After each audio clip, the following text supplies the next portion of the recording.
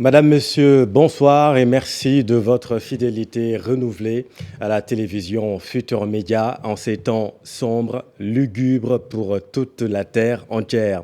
Le coronavirus, l'ennemi de l'humanité, nous montre à quel point nos certitudes sont précaires. Le monde s'est révélé être un géant au pied d'argile, pour ne pas dire de coton, face au Covid-19. Tout s'écroule du nord au sud et pourtant nous devons tenir et faire face.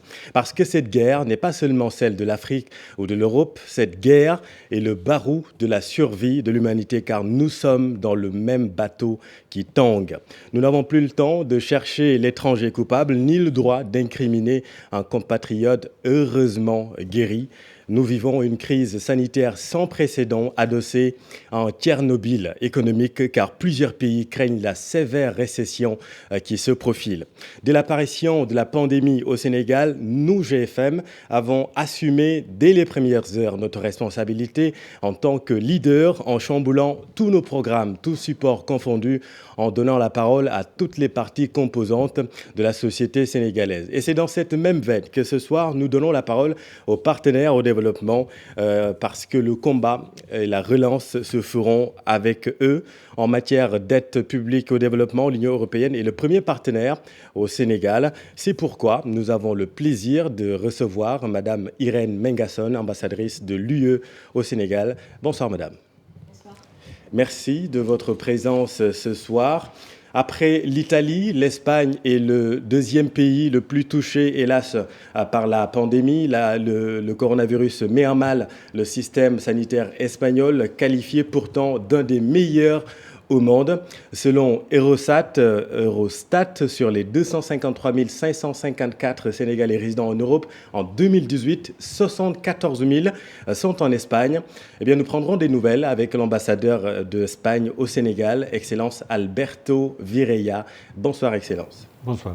Merci de votre présence ce soir. Je suis accompagné avec un immense plaisir par Souleymanian. Bonsoir Souleymane. Bonsoir Chérif, plaisir partagé bien sûr. Et avec Abdoulaye Cissé également. Bonsoir Abdoulaye. Bonsoir Chérif. Intéressons-nous d'abord à la préoccupante situation en Espagne, Excellence Bireya. La pandémie a déjà fait plus de morts en Espagne qu'en Chine. Votre pays a demandé l'aide de l'OTAN. Pouvez-vous nous expliquer comment l'Espagne en est arrivée à cette situation? Nous sommes en phase d'une pandémie et c'est un virus que les scientifiques essaient de connaître le mieux possible, mais pour le moment, on sait que les personnes les plus âgées sont les plus vulnérables.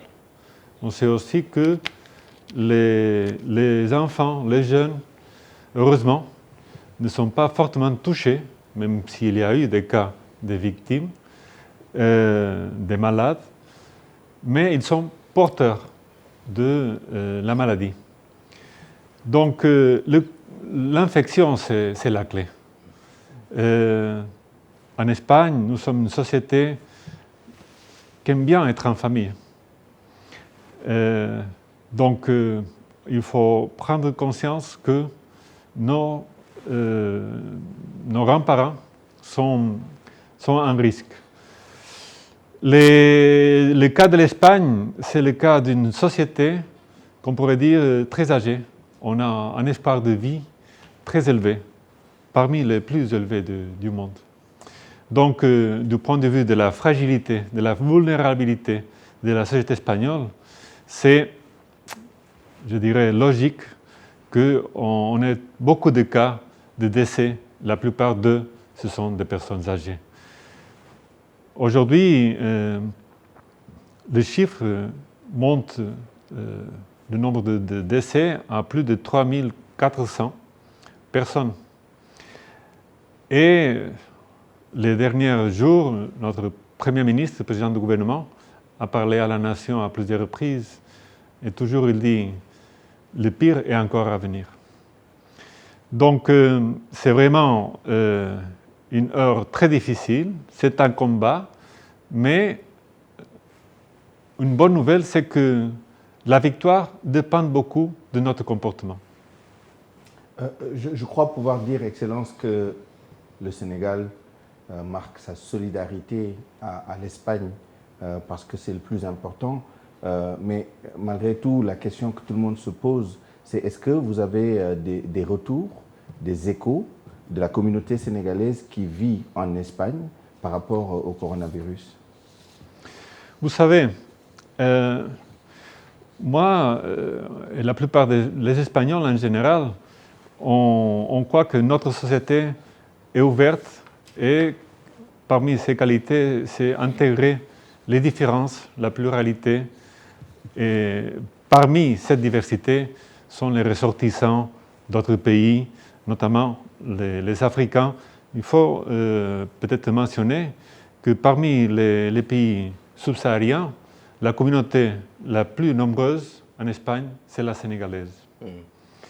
Et les rapports sont excellents. L'intégration est très très bonne, pour ne pas dire excellente. Donc pour nous, un voisin sénégalais, c'est un voisin espagnol. Donc il n'y a pas de distinction. Et quand on parle de l'accès à la santé, au système public de santé, vous avez bien remarqué que c'est parmi l'un des meilleurs au monde. L'accès est pour tout le monde. Et pour le système public, c'est gratuit en plus. C'est l'accès universel à la santé. C'était comme ça bien avant la pandémie.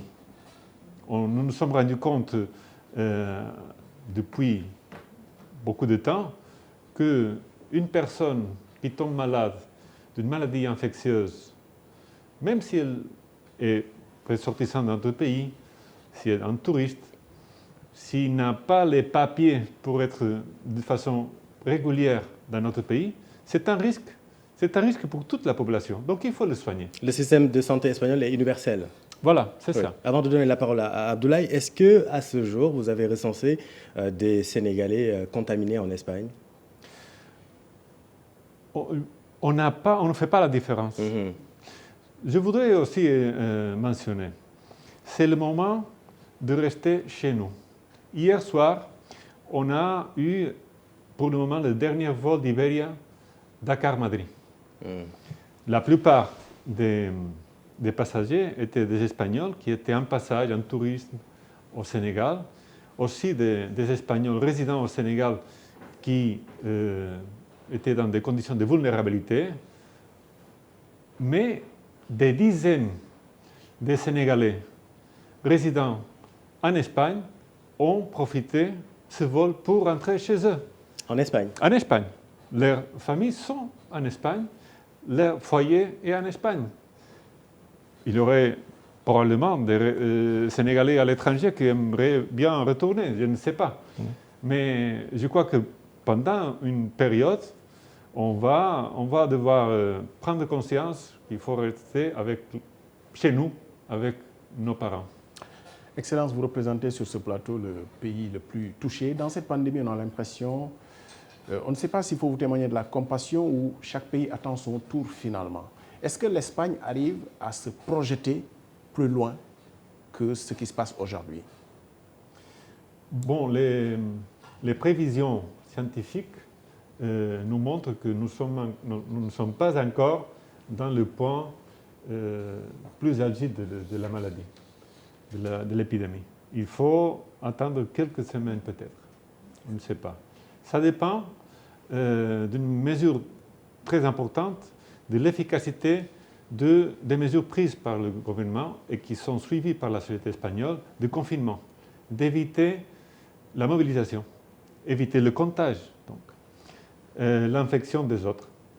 Donc, il y a une forte campagne des médias, vous le faites aussi, je crois que c'est le bon choix à ce moment, c'est la priorité, d'expliquer que c'est une maladie infectieuse, que par la proximité, le contact, pas seulement entre les personnes, mais à travers des objets qu'on touche, on peut transmettre la maladie.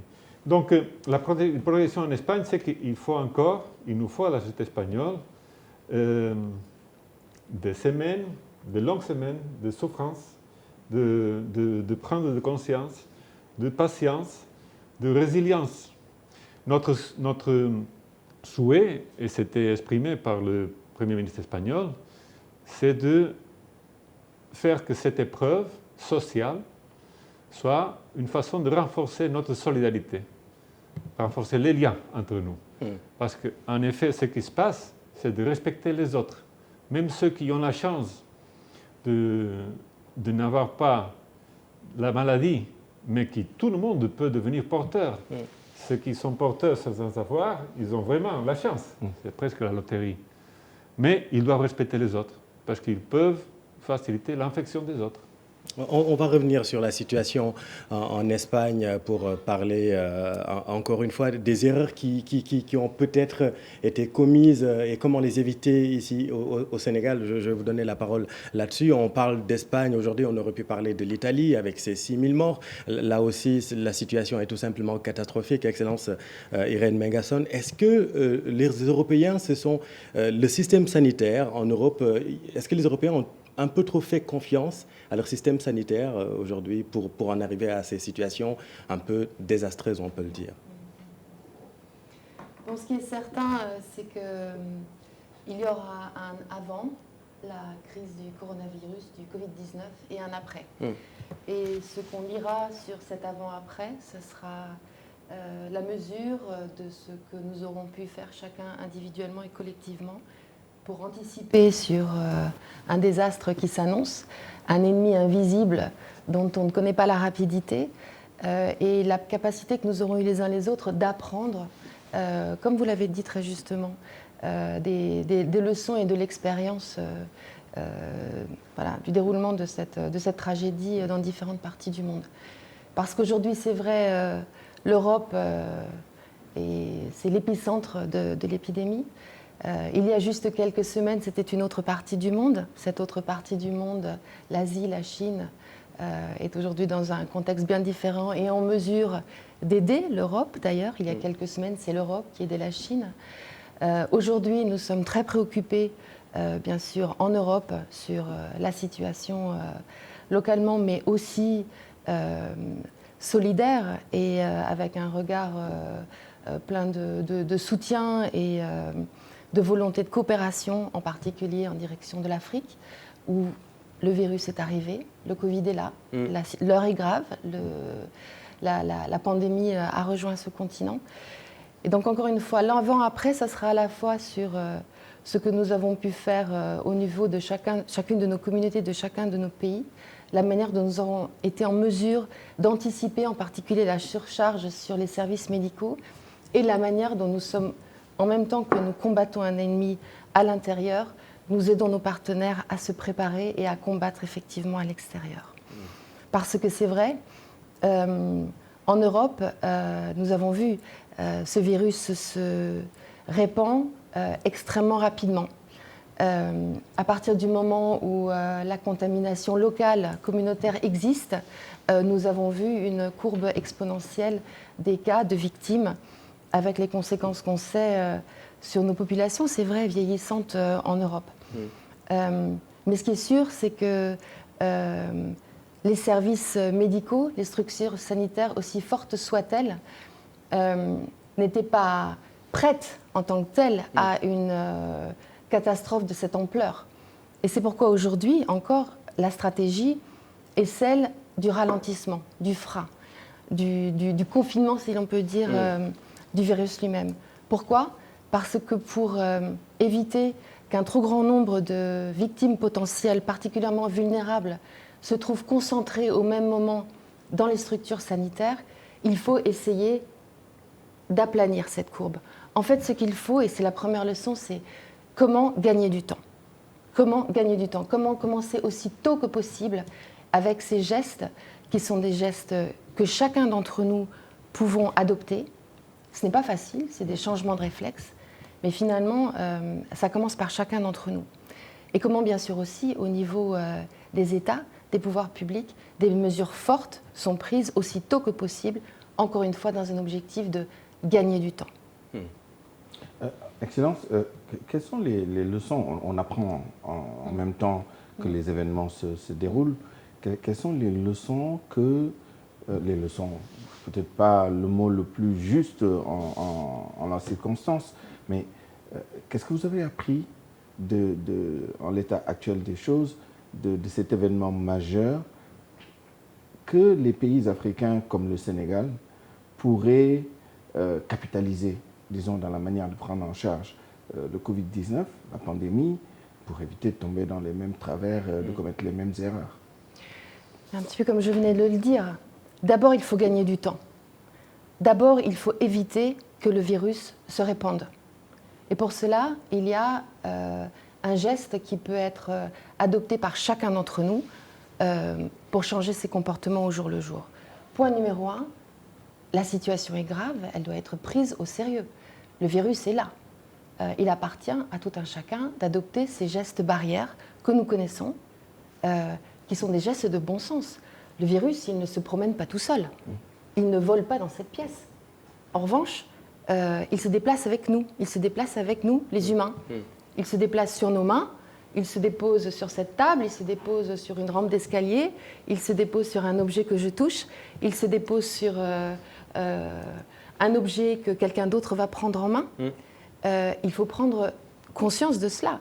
C'est très sérieux et c'est comme ça que le virus se propage et c'est comme ça qu'il rend malade notre prochain.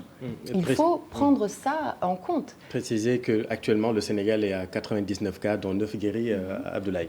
Madame l'ambassadeur, cette pandémie quand même a mis par terre beaucoup de certitudes et de fondements. Les fondements de la société occidentale, essentiellement, c'était la solidarité des systèmes sanitaires envers les plus démunis, mais également une solidarité entre États.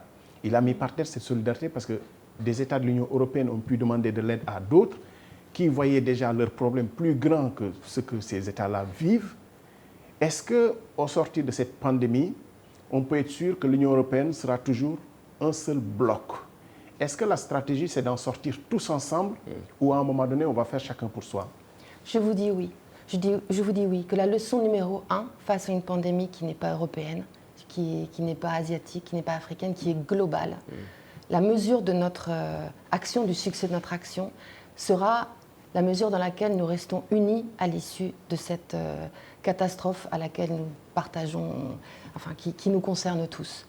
Et je crois que oui, bien sûr, individuellement, les pays sont touchés au cœur, c'est dramatique. Les États doivent veiller à leur population, c'est normal, c'est leur responsabilité. Ce faisant, ils regardent aussi ce qui se passe à l'extérieur. Ce faisant, il arrive très clairement à la conscience de chacun qu'une pandémie de cette ampleur, aucun pays ne peut y faire face tout seul. La solidarité est essentielle. Et c'est d'ailleurs l'approche de l'Union européenne.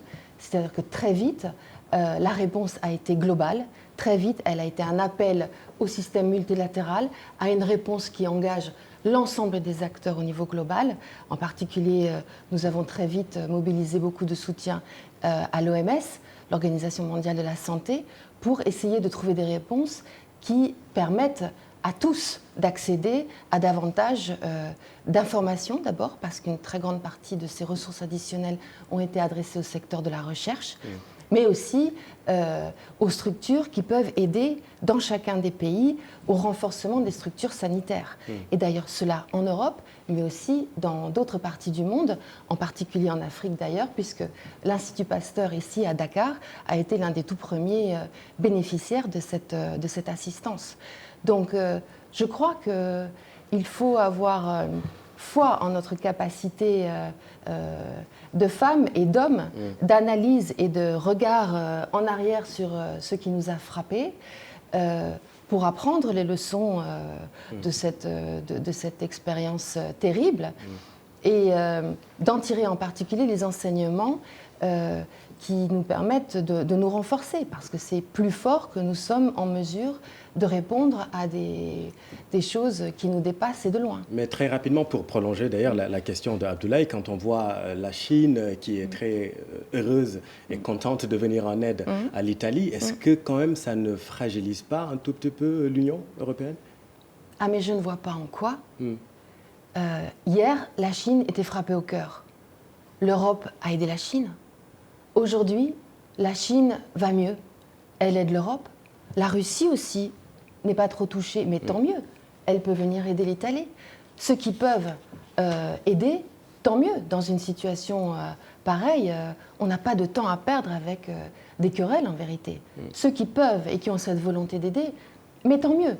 C'est d'ailleurs l'approche, encore une fois, aussi du bloc européen, comme vous dites. Parce qu'en parallèle de travailler, lutter à la situation qui est variée, hein, grave partout, mais quand même plus ou moins aiguë dans les différents pays européens, nous travaillons aussi à une réponse globale et en particulier une réponse qui nous permet de continuer à être ce partenaire sur lequel, en particulier, l'Afrique compte et doit pouvoir continuer à compter.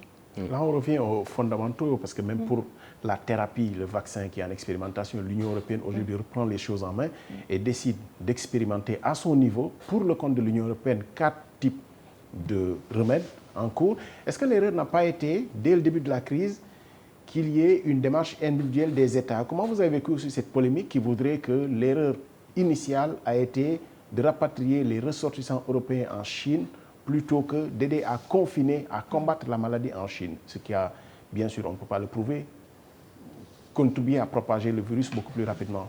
Je pense qu'on peut avoir cette lecture, mais je pense qu'il faut regarder qu'aujourd'hui, le consensus est sur la nécessité d'une action globale, sur la solidarité, sur la mise en commun des ressources et des capacités. Et je crois que, voilà, aujourd'hui, nous arrivons à un point où, encore une fois, les querelles sur d'où vient le virus, c'est la faute à qui, la stigmatisation, tout ça, on doit mettre ça de côté. Et je crois que c'est aujourd'hui le discours qui domine en Europe. Mais bien sûr, encore une fois, en parallèle, nous travaillons à un ennemi qui frappe les pays au cœur et un ennemi dont nous savons qu'il frappe le monde bientôt au cœur aussi. Et que, en apprenant les uns des autres, en mettant en commun, c'est vrai, ce capital de connaissances acquises, ça fait partie de notre force. À la disposition de ce partenariat, de cette guerre globale, nous allons être plus forts. Pour revenir justement à la riposte, notamment sur ce que vous avez évoqué tout à l'heure, j'entends bien que l'Union européenne favorise la réponse globale dans le cadre multilatéral basé sur les principes fondateurs de l'Union européenne, la solidarité, la générosité, etc. Mais il y a des lignes très précises également de coopération entre l'Union européenne et des pays individuellement, y compris le Sénégal. Vous avez entendu l'appel du président de la République du Sénégal pour la contribution de tous les partenaires au niveau multilatéral, bilatéral, même en interne, pour abonder le fonds de solidarité et de riposte au Covid-19, qui sera alimenté à hauteur de 100 000 milliards de francs CFA au minimum. Quelle est la réponse de l'Union européenne comme entité et si vous avez écho également de réponses d'États individuels au sein de l'Union européenne? Alors oui, évidemment, l'Union européenne, vous l'avez souligné, l'Union européenne avec ses États membres est le premier partenaire au développement du Sénégal. Pas que du Sénégal d'ailleurs, de l'Afrique et au monde. Ça nous donne une responsabilité. Donc bien sûr, l'Union européenne, mais vous avez aussi raison de le souligner, les autres partenaires, lorsque le gouvernement du Sénégal a fait un appel aux partenaires à se joindre à l'effort, en particulier pour soutenir le plan de riposte urgentissime dans le domaine de la santé, mais aussi, tout aussi urgent, celui qui tente à anticiper sur les effets collatéraux dramatiques de cette crise sur les secteurs économiques et sociaux, le Force Covid, bien sûr, nous avons répondu présent. Nous avons d'ailleurs eu, la semaine dernière, une première réunion de travail avec le ministre de l'économie à cet effet, et le soutien de l'ensemble des partenaires a été unanime. Nous partageons tout à fait l'analyse du gouvernement, étant à dire que, numéro un, il y a une urgence sanitaire, une crise à gérer, à régler. Il faut renforcer les capacités du système sanitaire, médical. Il faut de l'équipement, il faut des capacités, bien sûr, point numéro un. Et deuxièmement, il faut anticiper sur ces effets collatéraux, parce qu'un ralentissement de l'activité économique est d'ores et déjà perceptible, à la fois de l'économie formelle et du secteur de l'économie informelle, qui peut avoir un potentiel, on va dire, de dommages peut-être encore plus grand que celui de l'épidémie elle-même sur les populations. Donc, bien sûr, nous sommes présents sur ces deux fronts. La réponse a été immédiate. Elle l'a été d'ailleurs déjà, je le disais, il y a quelques semaines, lors de l'annonce d'un premier paquet de mesures de soutien, c'est vrai, à travers les canaux globaux multilatéraux dans le domaine de la santé et de la recherche spécifiquement. Un autre très gros paquet à la fois en termes d'instruments de coopération au développement et d'aide humanitaire va être annoncé dans les prochains jours par les instances de l'Union européenne. Il est trop tôt pour moi concrètement, pour vous en est-ce qu'on donner peut des avoir détails. une idée? Est-ce que vous avez des chiffres? Je n'ai pas encore de chiffres, non. Ouais. Mais vous les aurez très rapidement. Je viendrai les porter à votre connaissance immédiatement. Mais d'ores et déjà, nous sommes à l'œuvre, tous, les partenaires et les partenaires européens en particulier, pour essayer, au-delà des moyens en plus que nous allons amener pour soutenir ces plans de riposte au Sénégal, pour essayer de flexibiliser, d'anticiper, d'avancer tous les outils dont nous disposons actuellement. En particulier, nous travaillons à travers des programmes d'aide budgétaire directement avec le gouvernement pour anticiper et avancer cette aide pour répondre présent avec toute la palette de nos outils au moment où l'urgence appelle. Est-ce que ces mécanismes au sein de l'Union européenne, cette coopération, notamment ces appuis budgétaires, resteront intacts malgré quand même la gravité de la situation? Pour parler trivialement, l'Europe a déjà assez à faire avec ses propres problèmes. Est-ce que cette crise va remettre en cause, pas les principes, mais au moins les mécanismes et les montants engagés dans cette coopération? Ce n'est pas du tout l'idée pour l'instant, puisque je vous dis que dans les prochains jours, un très gros paquet d'aides additionnelles va être annoncé, à la fois en termes d'instruments de coopération au développement, certes qui vont être mobilisés dans un contexte d'urgence, donc ça va être très très rapide, mais aussi d'aide humanitaire pour pallier à la situation humanitaire qui se présente également. Ce que je dis, c'est qu'en plus de cela, le partenariat que nous avons en cours, nous allons essayer avec nos partenaires de mise en œuvre, mais bien sûr en écoutant l'attente et les arbitrages du gouvernement du Sénégal, nous travaillons avec eux, pour rendre ce paquet plus efficace et mettre tout ce que nous pouvons sur la table maintenant, en particulier en ce qui concerne les programmes d'aide budgétaire.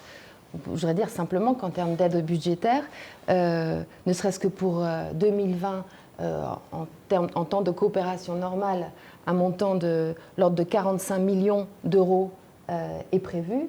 C'est quelque chose comme 30 milliards de francs CFA. C'est déjà la moitié du budget prévu pour le plan de riposte santé du gouvernement. Le plan de contingentement. On peut déjà mettre ça en avant, mais je crois qu'il y a d'autres choses qu'on peut faire avec nos autres partenaires qui travaillent aussi à travers l'aide budgétaire, la Banque mondiale, l'Agence française de développement, par exemple, pour essayer de rendre nos modes de décaissement plus rapides et plus efficaces. Mais ce que je voudrais dire aussi, c'est que bien sûr, il y a l'urgence, et bien sûr, nous souscrivons pleinement à l'urgence à la fois de régler le problème sanitaire à travers le plan de riposte santé et de soutenir les objectifs du plan Force Covid-19, avec les ressources qui lui sont allouées, qui sont considérables, mais c'est vrai que la demande va être considérable à la fois sur le soutien du secteur privé et on va dire les filets sociaux qui doivent être mis en place. Social, Mais ce que je voudrais dire, c'est qu'aujourd'hui, nous sommes en situation d'urgence, alignés sur les demandes qui seront celles du gouvernement et aussi flexibles que possible, mais sur la coopération, nous ne voulons rien arrêter. On ne lâche rien.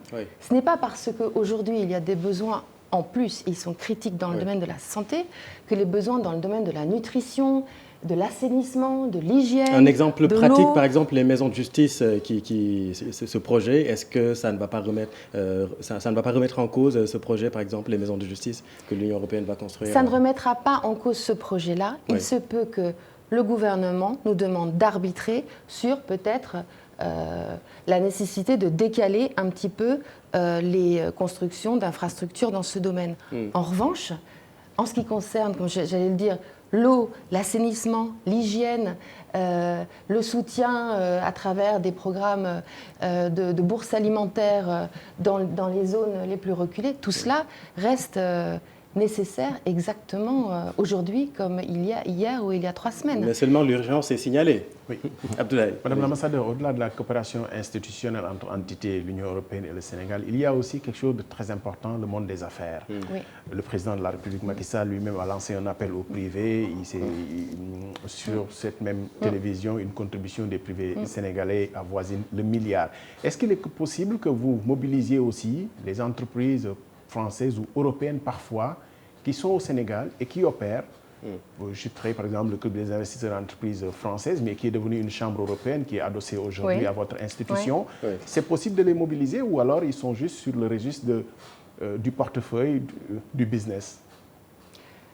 Le secteur privé est d'ores et déjà très mobilisé. Le secteur privé sénégalais, le secteur privé, on va dire, européen, mais encore une fois, je voudrais souligner qu'il s'agit d'entreprises de droit sénégalais. Ce sont des investisseurs réunis effectivement au sein de la Chambre européenne des investisseurs, Eurocham, mais ce sont des entreprises qui sont ici, comme nous, ensemble, dans le même bateau. Ils ont eux aussi, bien sûr, à cœur de voir la crise se gérer, se régler, être surmontée au Sénégal.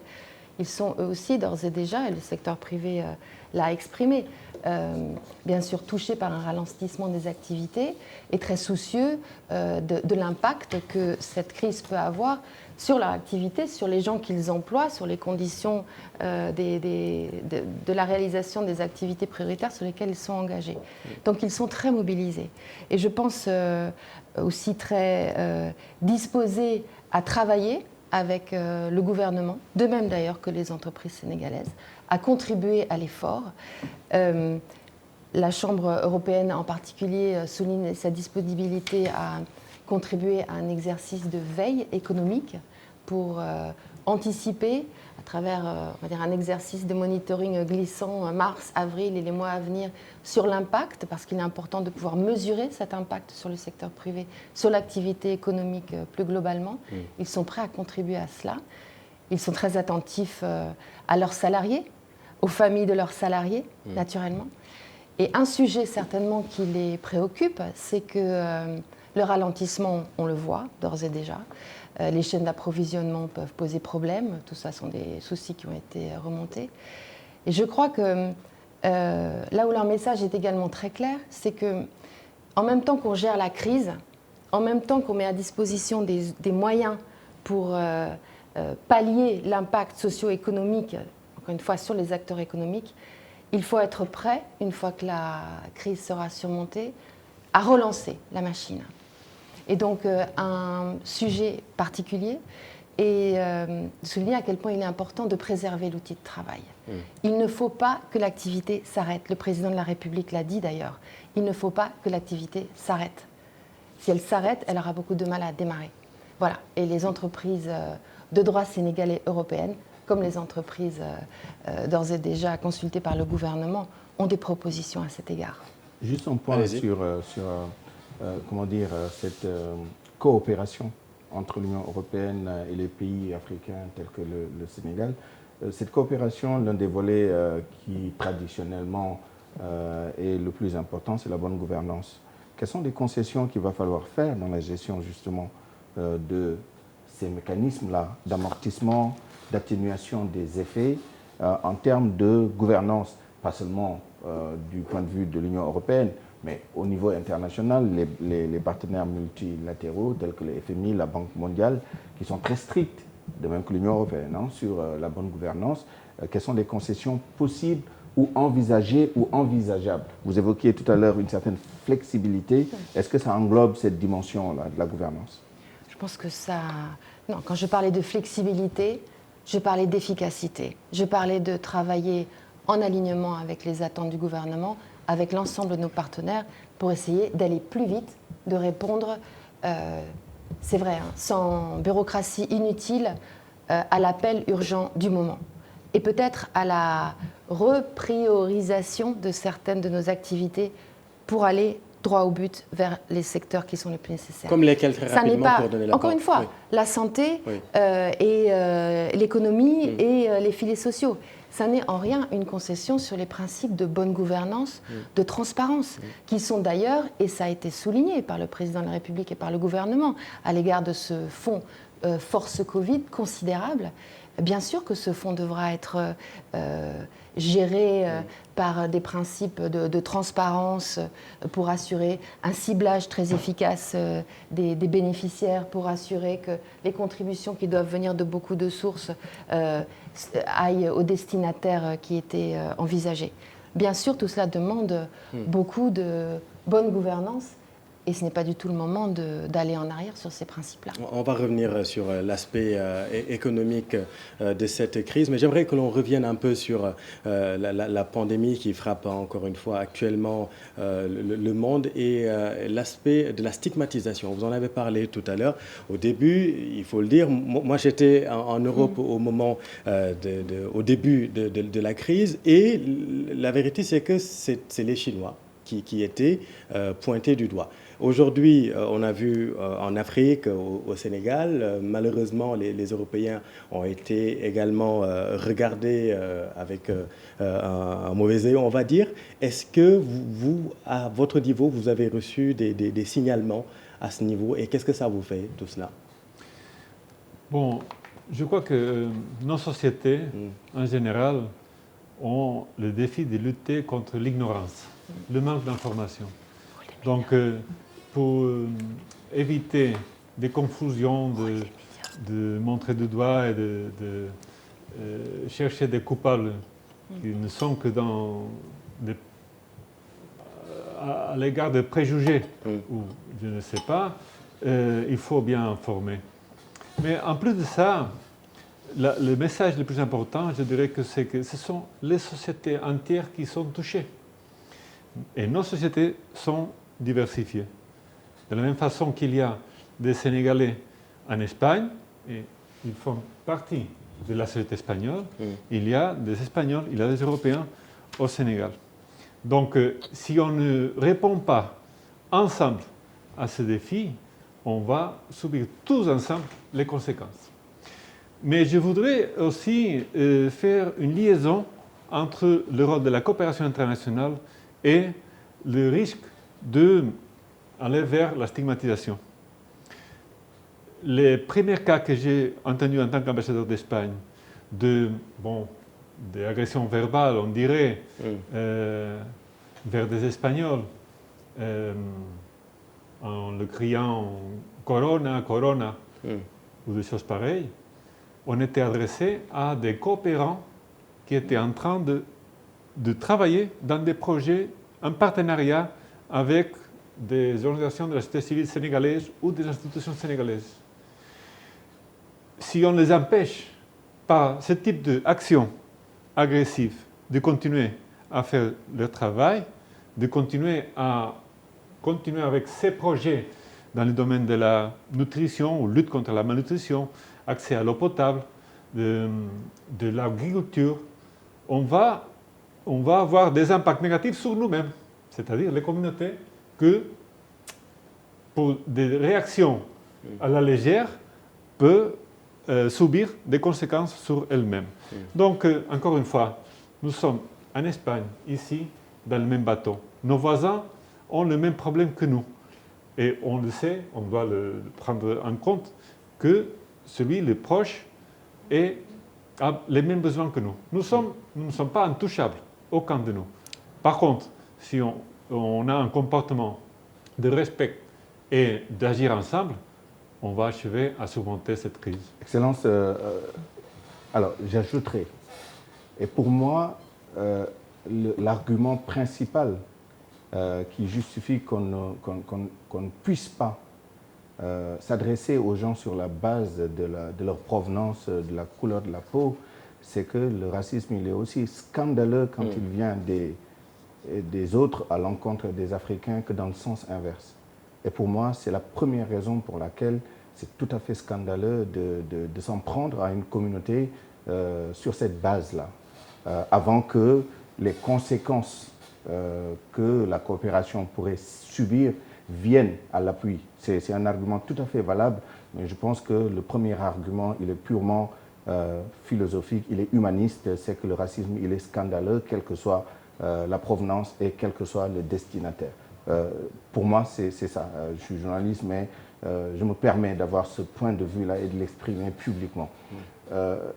J'en profite pour vous poser une question. Vous évoquiez tout à l'heure le dernier vol d'Iberia qui a quitté Dakar pour l'Espagne avec des Sénégalais qui vont retrouver leur famille en Espagne, avec des Espagnols qui vivaient au Sénégal, dont certains étaient dans une situation de vulnérabilité.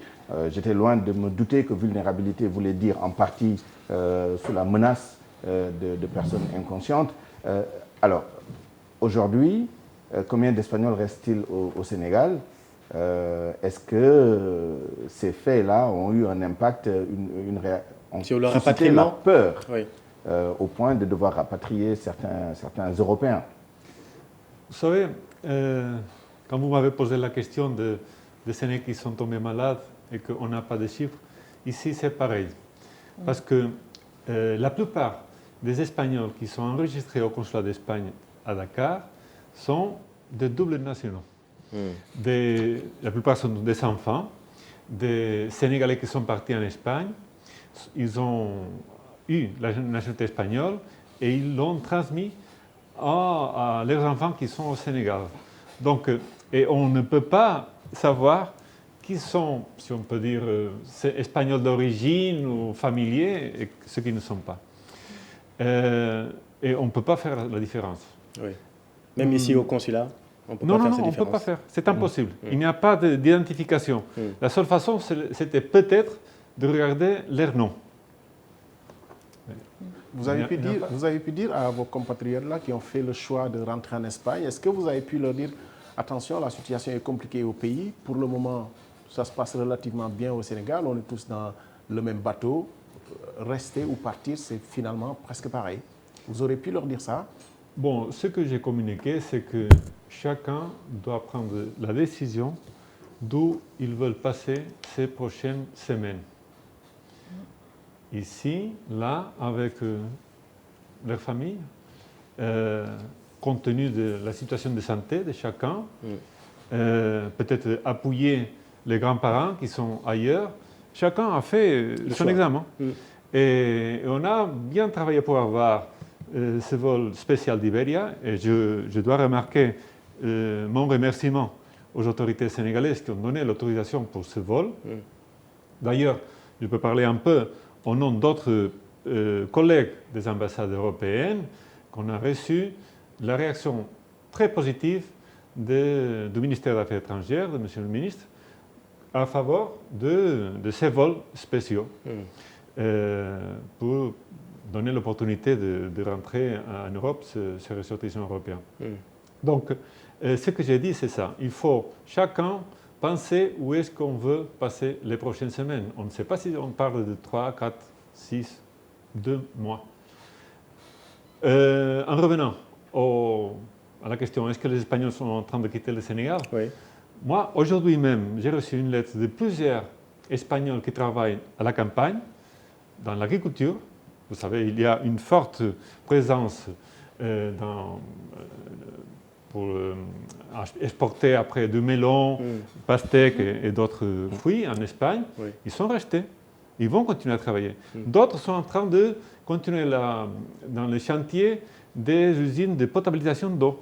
Ils sont restés. Tout le monde après les considérations familiales, ont vu que même si ma famille est ailleurs, moi j'ai un travail à faire ici, et la communauté a besoin de ce travail et elle m'appuie, ils sont restés. Mais qu'est-ce que vous dites, Excellence, à ces familles sénégalaises qui nous regardent et qui ont des parents en Espagne? Qu'est-ce que vous leur dites pour les rassurer? Qu'ils seront traités comme n'importe autre citoyen qui habite en Espagne.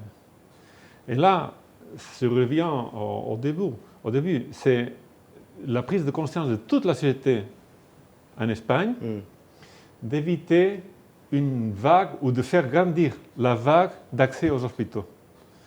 Parce que si les hôpitaux sont surchargés, ils ne vont pas pouvoir bien prendre en soin les gens les plus âgés, parce qu'ils seront pleins. Donc, par respect à nos parents, à nos grands-parents, il faut vraiment suivre les recommandations, les mesures prises par chaque gouvernement. L'institution, l'entité qui connaît le mieux quoi faire dans chaque pays, c'est le propre gouvernement. Et si vous me permettez, je crois que le gouvernement du Sénégal est en train de prendre les meilleures mesures, les mesures les plus adéquates, avec l'avis, l'accompagnement des experts, épidémiologues, des scientifiques, et aussi avec une connaissance parfaite, plus que la connaissance qu'on pourrait avoir, bien sûr, de la société, de la réalité socio-économique, culturelle sénégalaise. Si vous permettez, justement, à ce sujet-là, c'est vrai, chaque pays gère au mieux ses affaires internes, mais est-ce qu'il n'y a pas, et je pose la question à l'ambassadeur d'Espagne, mais également à Madame l'ambassadrice de l'Union européenne, quelle coopération scientifique, médicale, faut-il mettre en place entre l'Europe et l'Afrique, et pas seulement dans le sens de l'Europe vers l'Afrique? Est-ce que nos chercheurs, nos médecins, nos épidémiologistes, qui ont pignon sur rue, qui sont très connus parfois au niveau mondial, peuvent apporter quelque chose ou apportent réellement quelque chose dans cette coopération? Est-ce que c'est une ligne à explorer qui existe déjà, à développer? Qu'est-ce que le Sénégal peut apporter? Parce que c'est une question aussi qui se pose dans une coopération. Elle est bilatérale, multilatérale, chacun doit apporter quelque chose. Est-ce que c'est une piste possible ou réelle? Allez-y, Excellence. Bon, je ne suis pas un expert, oui. Mais il y a d'un côté une course pour le vaccin, et peut-être il y a des gens qui sont en train de faire la recherche et des tests en pensant tout simplement à des profits, mais nous sommes sans aucun doute dans un monde de réseaux. Et il y a aussi des grands réseaux de scientifiques, de gens qui sont en train de travailler dans la recherche, vous l'avez mentionné. Chaque pays est en train de faire des recherches. Bon, en Europe, ils sont tous connectés. Une question d'actualité là-bas en Espagne. Dans ce contexte, il y a le parti d'extrême droite Vox, pour ne pas le citer, qui a demandé le retrait de cette assistance sanitaire aux immigrés irréguliers. Comment qualifier cette demande dans ce contexte? Même s'ils ne sont pas majoritaires au Parlement, ils sont 24 sur 350. Moi, je n'étais pas au courant de cela. Je crois que la société espagnole est une société majoritairement solidaire et avec ces défis, elle est de plus en plus solidaire. Il y a malheureusement toujours dans n'importe quelle société, parce qu'elles sont diversifiées, des gens qui profitent de l'opportunité, ils croient que c'est peut-être une opportunité, pour lancer des messages. Ils essayent de voir si ce message a du succès pour augmenter leur appui. Ils vont avoir un échec certainement. Juste dans le domaine de la recherche et des solutions à préconiser, l'Union européenne aujourd'hui prend à son niveau, à sa hauteur, de mettre en expérimentation 4 vaccins. Alors, la question, c'est est-ce qu'on le fait pour l'Union européenne ou on le fait pour juguler cette pandémie? Quand on arrivera au bout, est-ce qu'on sera toujours dans la dynamique de dire on est tous ensemble dans le même bateau, sauvons d'abord l'humanité, ou alors c'est carrément une expérimentation de l'Union européenne qui sera d'abord servie? J'ajoute à la question, il s'est posé aussi une question communautaire entre l'Union européenne et les États-Unis dans ce qu'ils ont en commun, c'est-à-dire l'organisation du traité Atlantique Nord, au point que les États-Unis refusaient de venir en aide à l'Union européenne en vertu du chapitre 5 que l'Union européenne a évoqué, mais qui n'a pas finalement marché. Est-ce que l'Union européenne, dans l'essence même de ce qui fait l'Union européenne, c'est-à-dire la solidarité et la générosité, est-ce qu'on fait ces expérimentations pour juguler le phénomène au niveau mondial, ou on doit d'abord, c'est la communauté européenne? Bon, je crois qu'il ne faut pas mélanger tous les sujets. La réaction de l'Union européenne, en particulier en termes d'assistance supplémentaire pour essayer de traiter ou d'aborder la crise à travers le prisme des urgences principales, c'est-à-dire le secteur médical, le secteur sanitaire, a fait une contribution considérable à l'OMS pour une action globale de renforcement des structures sanitaires dans le monde entier, en ce compris d'ailleurs beaucoup de travail de mise en réseau et d'apprentissage des leçons des développements de la pandémie d'une zone à l'autre. Donc ça a commencé évidemment avec un fort focus sur l'Asie. ça bouge vers les autres zones, en particulier pour l'Afrique. Alors, c'était un très gros paquet de l'ordre de 232 millions d'euros, très vite mobilisé, la moitié vers l'OMS pour ce que je viens de dire, l'autre partie pour la recherche, parce que la recherche a été d'emblée considérée comme un secteur qu'il fallait appuyer très fort. Et bien sûr, la recherche en ce qu'elle a d'ouvert, en ce qu'elle a aujourd'hui, et c'est la stratégie européenne en matière de recherche, bien sûr, de stimuler le secteur de la recherche à tous les niveaux, dans toutes ses dimensions, dans toutes ses applications au niveau européen. Ça fait partie de la stratégie économique aussi, mais en l'espèce, une stratégie de mise en commun du patrimoine de recherche au niveau global. Donc, les expérimentations, comme vous dites, enfin, ça fait partie du travail de recherche qui sont conduites dans des laboratoires européens, le sont dans le cadre de la recherche d'une solution globale à cette crise. Je crois que c'est vraiment, encore une fois, là, ce qu'il faut rappeler, c'est que dès le début, l'Union européenne, en parallèle d'une bataille qui se situe au niveau de chaque pays, chaque communauté, chaque individu, a tout de suite entrevu que la solution devait être multilatérale, globale. Voilà, j'espère que ça répond à votre question.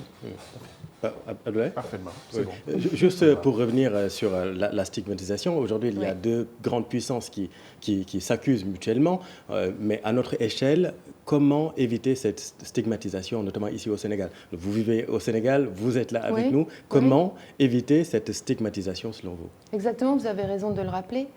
Nous sommes au Sénégal, nous n'allons nulle part, nous travaillons ici. Nous habitons ici, nos familles sont ici. C'est notre travail d'aider le gouvernement du Sénégal, la société sénégalaise, voilà, dans le cadre d'un partenariat. Et aujourd'hui, ce partenariat inclut mettre en commun tout ce que nous avons, tout ce que nous pouvons faire, et je dis institutionnellement, mais aussi individuellement, pour combattre ce fléau ensemble. On ne va nulle part ailleurs, on est là. Ça, c'est un premier point. Et beaucoup de choses ont d'ores et déjà été dites sur l'inutilité de la stigmatisation aujourd'hui. Ça ne sert à rien de se repousser le blâme les uns sur les autres. La pandémie est globale, le virus ne connaît pas de frontières et il ne reconnaît ni nationalité, ni genre, ni âge en vérité, même s'il est vrai que certaines parties de la population en âge sont plus vulnérables que d'autres. Alors je crois qu'un des moyens de combattre cela, d'ailleurs, je voudrais vous remercier de nous recevoir aujourd'hui à cet effet et des efforts de TFM pour contribuer à sa façon, à ces moyens qui sont considérables pour lutter contre la désinformation. Parce que c'est vraiment l'un des sujets ici. On voit sur les réseaux sociaux des choses extraordinaires, fantaisistes, terribles à vrai dire, hein, d'une brutalité incroyable. Qui non seulement, comme c'est souvent le cas de la désinformation, de l'infox, des fake news, de créer le doute, de créer la peur. Et aujourd'hui, on n'a pas besoin d'avoir plus peur, on a besoin d'agir sérieusement, pas d'être submergé par des émotions négatives, mais simplement de comprendre que chacun, on a entre nos mains, lavé toutes les heures, les moyens d'agir contre cet ennemi commun. Et ne pas perdre d'énergie dans des querelles inutiles. Oui. Même si ça ne date pas d'aujourd'hui en même temps, parce que du temps de la grippe espagnole... qui n'était pas espagnole. Justement, qui n'était pas espagnole. Des États-Unis. L'ambassadeur déjà se braque. Donc voilà, pour vous dire que ça ne date pas d'aujourd'hui, on parle que c'est parti du Kansas. Voilà, c'est une guerre en tout cas qui est là, juste pour dire que ça ne date pas d'aujourd'hui, Abdoulaye, cette stigmatisation malheureusement. De toute façon, il faut aller au-delà de ça. Il faut être plus fort que le message de diversion. Il faudrait que le message officiel, que le message qui permet à l'humanité de se surpasser soit plus fort que le message de diversion. Les théories du complot, tout ça va avec le monde. Il est clair que cette pandémie n'échappera pas, mais il faudrait que le vrai message soit plus fort que le message de diversion. Je ne sais pas si on aborde les questions économiques, bien entendu, avec l'Union européenne. Mais ce qu'on aimerait aussi savoir, c'est que, au-delà de tout ce qu'on a dit sur la coopération, l'aide que l'Union européenne pourrait apporter, est-ce qu'aujourd'hui, on s'oriente vers une redéfinition du cadre de la coopération qui ne sera pas finalement que, allez, elle est très unilatérale comme la coopération, notamment les fonds de développement. Est-ce qu'aujourd'hui, après cette pandémie, on s'oriente vers vraiment lever beaucoup de barrières qui existent aujourd'hui entre les différentes communautés? Si tu permets, j'oriente la question directement vers l'ambassadeur d'Espagne, parce que votre carrière également est marquée en grande partie par l'aide au développement aux pays en développement. Quel est votre avis sur ce sujet? Bon, j'ai pas bien Est-ce que entendu. si on sort de la pandémie, il y a des barrières qu'on va mettre par terre et qu'on va partir sur d'autres choses dans la coopération internationale, dans l'humanité? Ça peut être quelque chose de très terre à terre, par exemple sur la circulation des personnes et des biens. Aujourd'hui, c'est encore Qu'est-ce que ça dit de la mondialisation, cette crise? Je crois que la mondialisation nous oblige, et quand nous sommes dans une situation de crise, à penser d'abord aux couches sociales les plus vulnérables. Et il faut agir de plusieurs façons. À l'égard de la vulnérabilité de la santé, aussi la vulnérabilité des aliments, d'accès à la nourriture, de l'eau potable, la vulnérabilité à l'égard des ressources, revenus économiques. Quand il y a une crise, il faut utiliser tous les moyens, toutes les opportunités de la mondialisation pour aider aux plus vulnérables. D'ailleurs, dans une période de crise, on risque de voir augmenter les couches plus vulnérables. Donc il faut agir sérieusement. Et tout peut être lié à cela.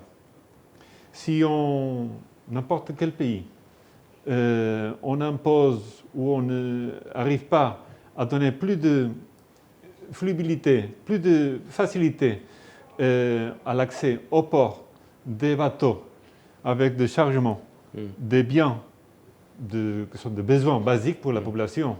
Si les douanes ne font pas un effort, peut-être, certainement, travailler davantage pour faire que tous ces produits qui sont des besoins nécessaires rentrent à la population, ça va nous poser un problème. En plus, et ça c'est vraiment quelque chose qui nous touche au cœur à la coopération espagnole, il faut aider directement aux gens qui en ont besoin.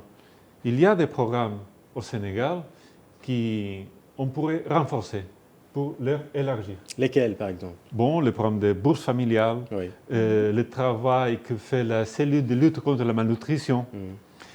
Pour le moment, la CLM, la cellule de lutte contre la malnutrition, est focalisée sur les gens, les familles, les foyers plus pauvres qui n'arrivent pas ou avec difficulté à nourrir les enfants.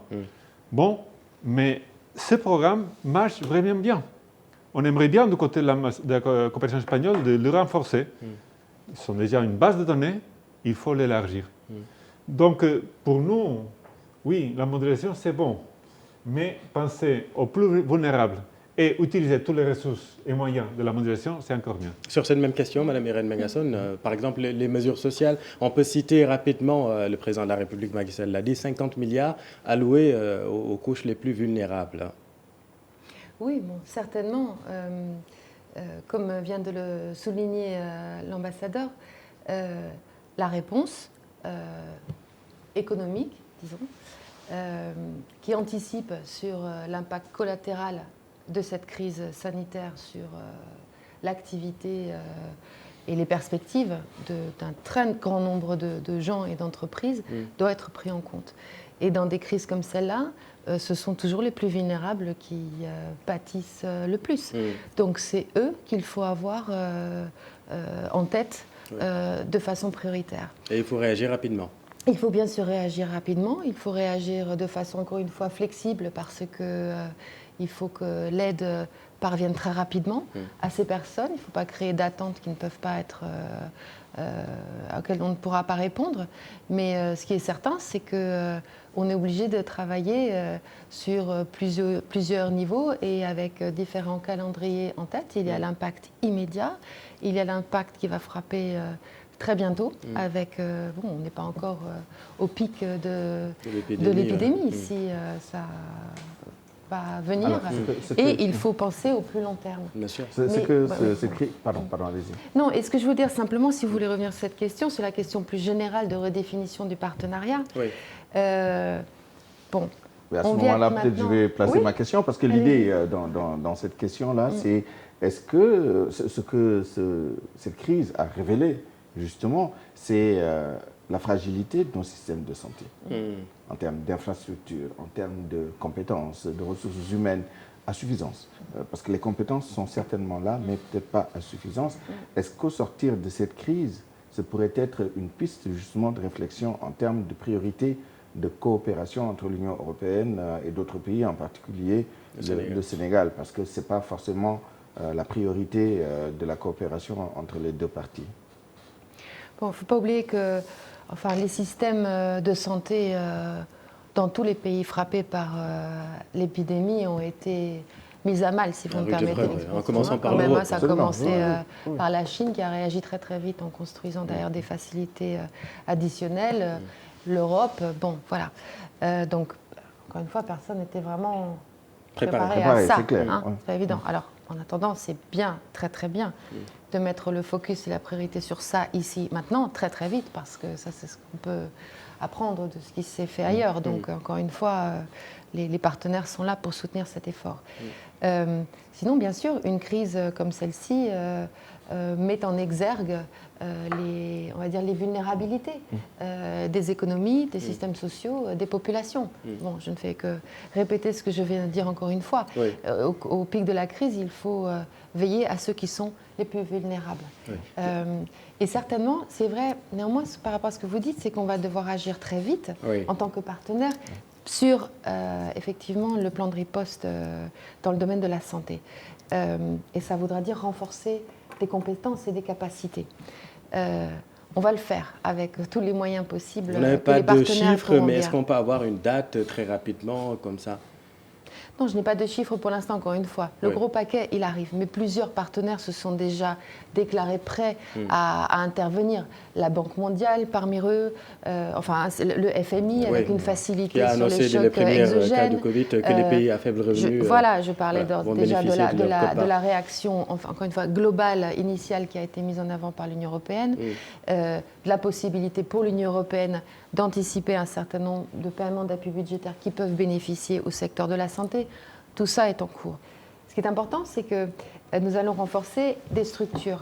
Évidemment, il faudrait que ce renfort ne serve pas que à gérer la crise actuelle, même si c'est évidemment l'urgence du moment, mais que ce soit quelque chose qui renforce le système dans la durée. C'est d'ailleurs en particulier la réflexion qui se fait à l'intérieur de nos collègues du système des Nations Unies, ici, qui sont en train de revoir eux aussi leur programme et leur domaine d'intervention pour assurer que tout ce qui va être fait pour renforcer les filets sociaux, le secteur de la santé et tous les dispositifs de protection des plus vulnérables puissent être opérables très rapidement, plus vite, mais que ce soit aussi des structures qui contribuent sur le plus long terme au renforcement des capacités du pays. Madame l'ambassadeur, le président Macky Sall a utilisé des termes très forts dans son dernier message. Il a clairement parlé d'une guerre mondiale. Évidemment, on est dans une guerre où il n'y a pas de bombardement, c'est-à-dire que les structures vont tenir, mais les hommes seront rudement éprouvés. Dans une perspective de relance économique, est-ce qu'il y a des axes comme ça sur lesquels les laboratoires de chercheurs économiques et de prospective travaillent déjà pour la relance, puisque bien entendu, on fait le décompte des morts, des salariés qui se sont manquants au bout du compte. Sur quels axes de réflexion déjà aujourd'hui par l'Union européenne pour une relance de l'économie mondiale? Parce que ce ne sera pas que l'Union européenne qui sera touchée. Le monde entier est affecté et ce seront surtout les hommes qui seront éprouvés. Les hommes et les femmes. Les hommes et les femmes, oui. Oui, bien sûr. Encore une fois, il y aura un avant, il y aura un après. Partout, la crise a frappé à tous les niveaux de la société, en particulier l'économie. Le ralentissement a été perceptible partout et c'est un très grand sujet en Europe et ailleurs. Partout, les chercheurs se posent la question et cherchent des solutions. D'ailleurs, les institutions européennes, internationales également, se penchent sur des dispositifs avec des financements considérables pour aider à la fois les États à soutenir leur secteur, leur tissu économique, leurs entreprises, et aider également directement les entreprises. La Banque Centrale Européenne en Europe, la BCEAO en Afrique ont fait des propositions dans ces deux sens. Donc, je le disais aussi plus tôt, l'une des priorités exprimées par le secteur privé, les entreprises de droit sénégalais, européennes et autres, qui nous a été remontée, c'est que pendant la crise, il faut, encore une fois, préserver l'outil de travail. Il ne faut pas arrêter tout. Il ne faut pas que tout s'arrête. Il ne faut pas que tout s'arrête. Et il faut commencer à travailler ensemble sur des propositions de relance d'activité. Et ça veut dire à commencer tout de suite par le monitorage des impacts, mais semaine par semaine, mois par mois, dans les secteurs, comme le président de la République l'a d'ailleurs souligné, qui vont être les plus touchés, qui le sont déjà, que ce soit le tourisme, l'hôtellerie, la restauration, que ce soit le bâtiment, parce que les chantiers sont largement ralentis à l'arrêt, et à la fois voir comment l'activité pourra reprendre avec des programmes probablement de soutien, mais comment l'activité peut ne pas être totalement interrompue et pour que les entreprises ne mettent pas la clé sous la porte en renvoyant les gens qui travaillent là pour pouvoir maintenir les structures et les capacités en dépit des limites objectives que l'activité va connaître aujourd'hui. Oui. Il ne nous reste plus beaucoup de temps, ambassadeur. Oui, je voudrais ajouter sur cette question, penser l'avenir, qu'est-ce que l'Europe est en train de réfléchir pour l'avenir. Je dirais qu'on doit profiter de cette opportunité. Bon, les gens du monde des affaires disent que chaque crise est aussi une opportunité. Je crois que pour les sociétés au niveau mondial, on devrait profiter de cette opportunité pour réfléchir tous ensemble. Il ne s'agit pas ce qu'en Europe nous sommes en train de réfléchir, ce que les penseurs ailleurs sont en train de réfléchir. Ici, c'est le moment. Nous sommes presque tous sous le couvre-feu. Donc, on a le temps vraiment pour réfléchir chez nous. On ne va pas prendre des avions, perdre du temps aux aéroports, on ne va pas aller au disco. On a du temps de réfléchir. C'est le moment pour les intellectuels, les penseurs, les experts. C'est l'opportunité pour tout le monde de réfléchir. Mais où est-ce qu'on va axer cette réflexion, justement ? Bon, il y a des réseaux. Heureusement, on a l'Internet, on a les moyens de communication. On peut entendre ce que c'est en train de penser. Mais chacun doit réfléchir dans son secteur, son domaine. On aimerait bien, moi en tant qu'Espagnol européen, moi j'aime toujours beaucoup entendre ce que les penseurs africains disent. Je vous laisse finir, mais j'allais dire, il va se poser un débat presque philosophique sur l'orientation que l'humanité, le monde va prendre. Est-ce qu'on va vers un monde plus fermé encore sur lui-même, ou alors forcément on va se dire on est tous dans le même bateau et que ça va s'ouvrir et que ça va peut-être, cette crise va faire reculer peut-être des courants de pensée qui montent un peu partout. En Europe, l'Europe n'est pas épargnée, des courants extrémistes qui vont comprendre que finalement tout le monde est dans le même bateau. C'est à espérer. Je peux préciser, juste question précise, dans le domaine de la migration, des déplacements d'une partie à une autre du monde, mais en particulier entre l'Europe et les autres parties du monde. Quels sont les éléments de réflexion que cette crise apporte? Qu'est-ce qui va changer? Est-ce qu'il y a matière à réfléchir? Parce qu'on réfléchit beaucoup sur l'avenir économique, sur le commerce, sur bien des sujets, mais sur la question migratoire, qu'est-ce qui va changer d'après vous? Ou quels sont les éléments de réflexion? Il y a déjà un élément important. La réponse à ce type d'épidémie dépend beaucoup des systèmes de santé. Donc c'est clair à mon avis qu'il faudra renforcer le système de santé en profitant des médias, des moyens de la mondialisation et aussi éviter surcharger les hôpitaux. Peut-être faire que des soins par voie téléphonique, assistance téléphonique, la télémédecine. Donc ça sera une opportunité économique, mais aussi une opportunité de faire mieux lors d'une prochaine épidémie, parce qu'il y en aura. Qu'est-ce qu'il faut apprendre de cette crise, Excellence Irène Bagasson? C'est une vaste question. Bon, c'est vraiment une vaste question. Moi, je dirais que la manière dont nous serons capables de répondre à cette crise dépendra essentiellement de la manière dont nous sommes capables de coopérer au niveau global, international, de mettre vraiment au cœur de ce combat nos partenariats et nos approches solidaires et concertées, la manière dont nous arrivons à travailler ensemble. On le voit au niveau des individus, des communautés, des villes, des pays, des continents et au niveau global. Je crois que ce sera vraiment ça, la manière dont nous arrivons à mettre l'esprit de coopération, une stratégie de coopération qui fonctionne au-dessus d'un esprit de compétition et de concurrence. Ça, c'est la première chose. L'autre, c'est vrai que bon, à vrai dire, la redéfinition de nos partenariats entre l'Union européenne et l'Afrique en particulier est à l'ordre du jour. On en parle. Alors, ces dernières semaines, ça a été un petit peu dépassé par les événements, mais ça reste toujours d'actualité. Et finalement, la manière dont nous allons réussir à coopérer, rester en partenariat autour des éléments saillants de cette crise sont aussi le reflet des grandes thématiques qui doivent inspirer la discussion sur le partenariat futur entre l'Union européenne et l'Afrique, dont certaines lignes forces ont déjà été présentées. Un partenariat tout à fait ouvert et égal, co-construit, co-créé, à l'intérieur duquel toutes les discussions autour des aspects sécuritaires, migratoires doivent être abordées de manière concertée et en échangeant aux partenaires égaux. Un partenariat dans lequel, bien sûr, l'aide au développement doit être on va dire, redéfinie dans ses moyens et dans ses objectifs, en particulier avec le rôle des acteurs économiques et du secteur privé pour venir contribuer à cet effort. Il ne faut pas oublier, on est quand même aussi tous là pour penser à l'avenir. Et puis c'est peut-être quelque chose qui s'invite un petit peu de façon collatérale dans toutes nos réflexions autour de la crise. Au cœur du partenariat sont les grands défis communs, comme le changement climatique, les opportunités qui sont offertes par l'agenda numérique, la jeunesse.